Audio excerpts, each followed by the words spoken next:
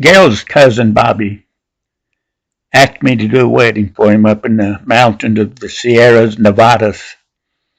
He had some friends up there that were mountain people, he said. They shunned society. Usually every summer they looked for gold in the mountains. In the winters they worked in casinos. And some of their children never did go to school. He said they shunned society quite a bit. But they were about to have a wedding and they needed a preacher. And Bobby told them that I could do it. So one morning, Gail and I sat out in our little Jaguar and we stopped, got some coffee, a cappuccino and a latte, and got back in the car and headed up into the foothills. We turned off the Highway 50 on Highway 16, got into the foothills in Shenandoah Valley and going through the vineyard country. It was beautiful and quiet, and the road were winding. And we climbed higher and higher into the Sierras, and the roads got narrower. And pretty soon we were on gravel roads. And after a while, the gravel road turns into paths, as it were. You could see tire tracks. And we came to where we needed to go. There were about 30 campers, cars, and trucks, and a bunch of people around. And Bobby told us before we left to go up there not to wear a suit, don't wear anything really fancy, because they were just mostly prospectors. So when we got there, I had my slacks on and a sweater, unfortunately, and I felt like I was overdressed because some of those people were pretty rugged and pretty raggedy. And I walked up, and Bobby introduced me to an old, stern-looking gentleman. He looked at me and he said, "Reverend, let's take a walk." So I followed him down a mountain stream of several hundred yards, and we left the stream and went up into a little clearing. And he told me, he said, "We buried old Mac right there. There wasn't anybody here to say the words over him." He said, "Do you reckon it was all right?" And I said, "Well, who was Mac to you?" He said, "Oh, he was a good friend. He'd been a good friend for a long time." And I was wondering if maybe you could say some words over him. And I said, "I'd be glad to." I said, "But did you say anything?" He said, "Yes, I did."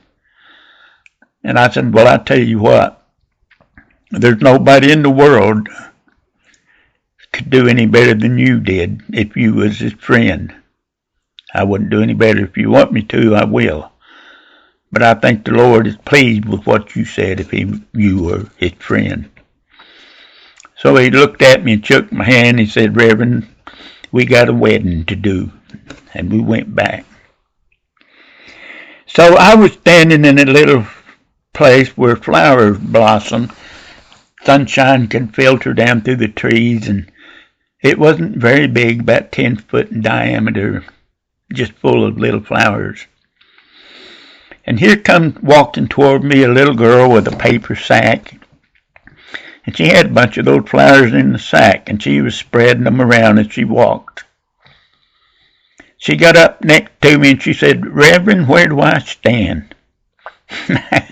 I told her, I said, "Well, you stand right here beside me. Don't go anywhere." So she put her arms around my leg and hung on tight, and I thought, well, shoot. I didn't think a whole lot about it until I could see some boys chasing dogs, and their dogs was running through the crowd, and the boys were chasing them.